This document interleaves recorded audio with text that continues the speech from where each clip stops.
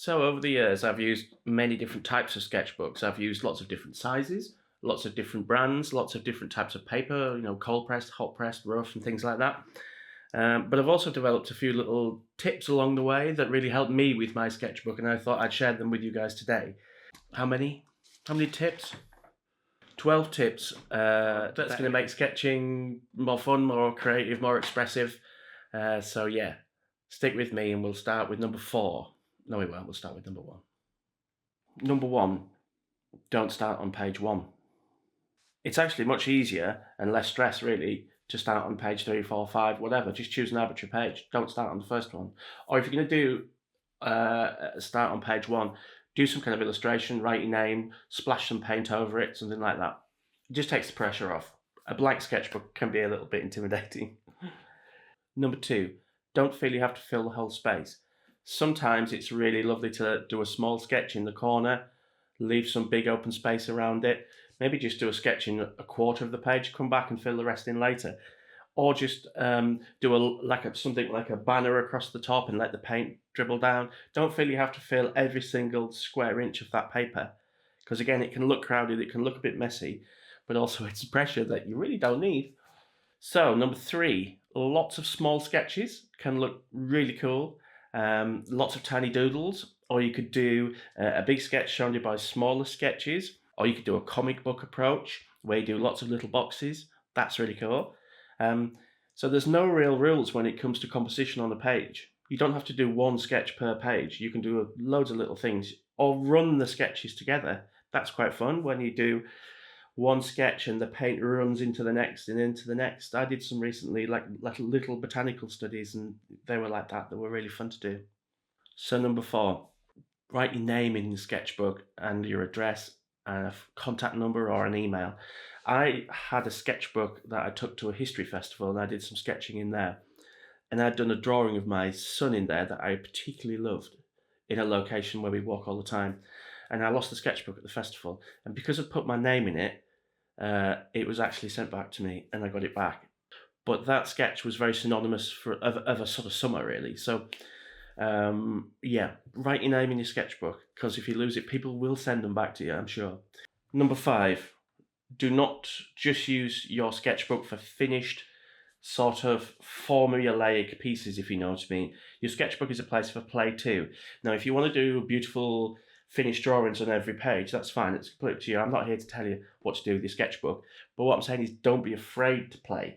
Sometimes those little pieces of play and those little mashes of watercolor or line work can really fire off loads of different things. So I look back at sketchbooks sometimes, and my favorite ones are the ones that have some beautiful finished pieces in, but they also have some elements of play too.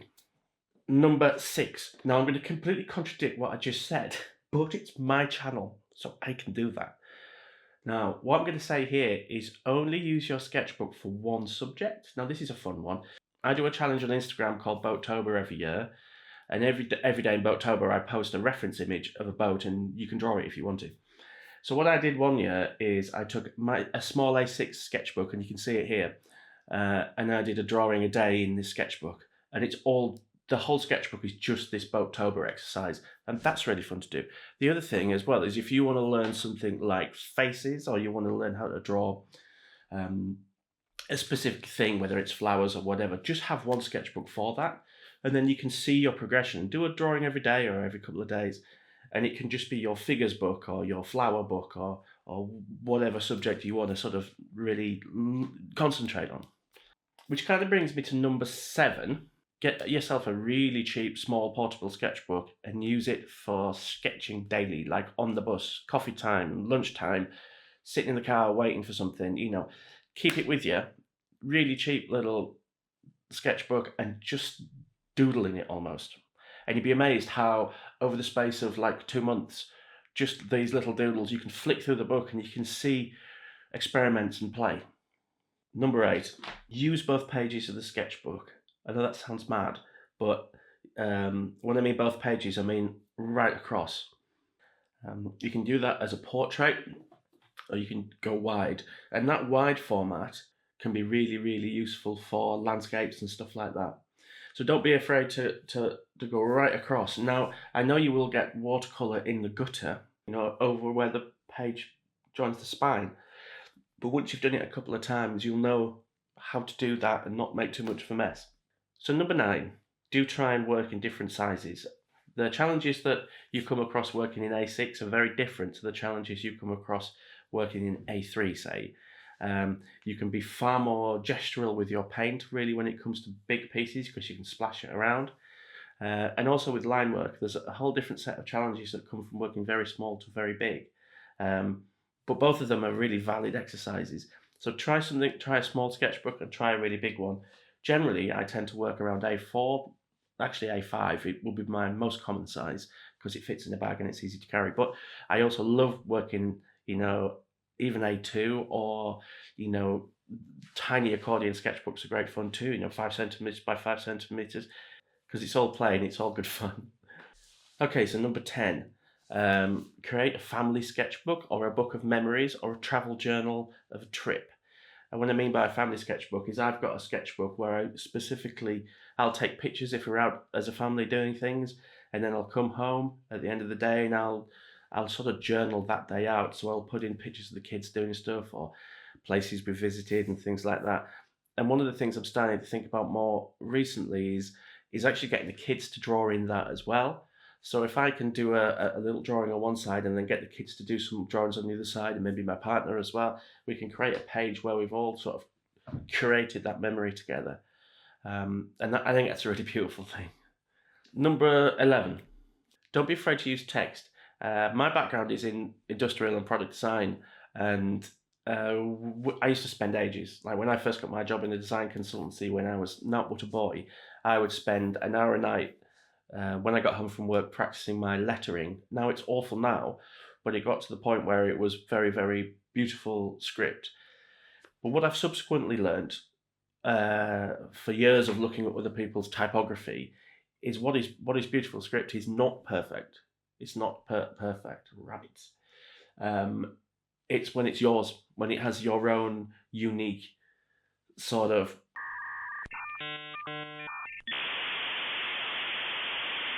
It's when it has your own unique style to it.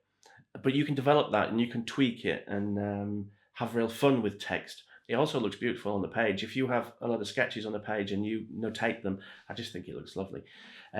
So I think particularly if you're afraid of using text, whether it's uppercase or cursive or script or whatever, if you don't want to do it because you're afraid to do it, that probably means you should have a go at it. Now, if you want to sit down and make a mark, if you're having a coffee time break and you want to sit down and make a mark, do a sketch and do a doodle, and you don't know what to draw, or you don't feel like doodling, or you just don't feel like doing a drawing, really sit down and do an A, B, C, D, E with a pen, and get a nice pen, piece of paper, practice your script. Or write your name, or quick fat dog jumps over a brown fox, or whatever. Write a sentence. If I have to write some text for a YouTube script, or because these, believe it or not, I do occasionally write scripts for this stuff, or for work. I find that writing with a fountain pen is a good speed for my brain, so that I don't actually have to go back and edit it much. Whereas if I type it, there's no sort of syncopation. So I'll scattergun things down and then have to go back and edit and. So I'll tend to handwrite things first, and I really do enjoy writing. I find it very soothing. It's in the same sort of ballpark really as sketching. I feel that as soon as you put pen to paper, something happens in your brain and the world just goes a bit quieter, and it's just a bit of a nicer place to be. Just me, maybe, I don't know. Maybe you're the same. Okay, so number 12. Look back at your sketchbooks, review them, put them somewhere on a shelf where you can pull one down and just have a flick through.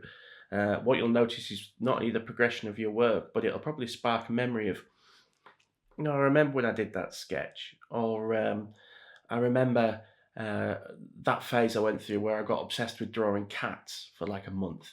But the other thing is that I think it really does help you see the positives in your own art. It's very easy to view our own art in a very, very self-critical way. And the amount of people who comment on this channel to me and say that they'd love to be able to draw but they're no good so they won't start, and to me that after the journey I've been on with my own art, that seems like such a waste. It seems like such a missed opportunity just to do something for pleasure. I often think about my 4-year-old son.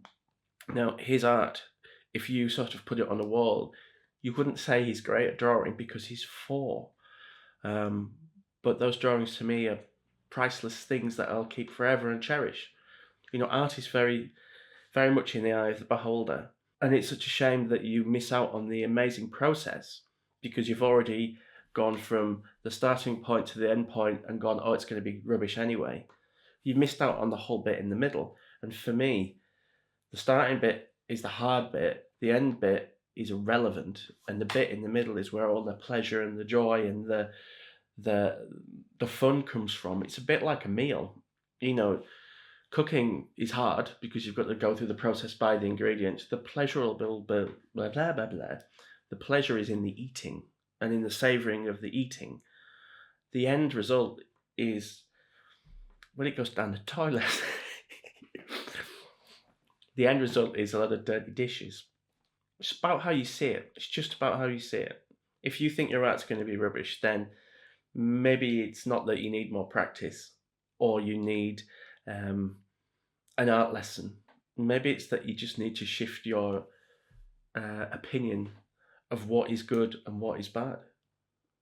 So in upcoming videos, I'll not only be talking about things like procrastination and our expectations of our own art, but I will be specifically drilling down a little bit more into sketchbooks.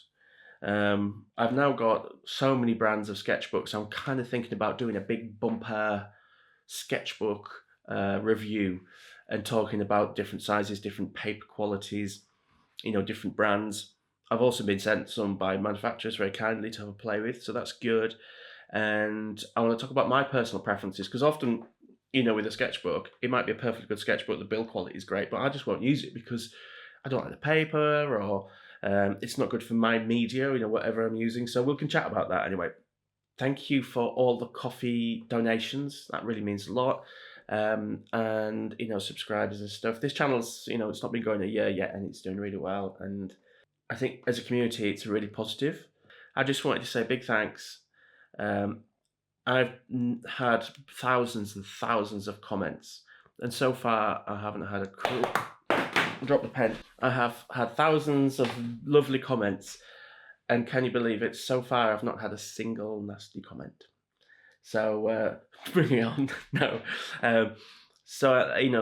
People talk about the negatives of social media and the world we live in today, but that's a lot of beautiful sport out there, and thank you for that. Right.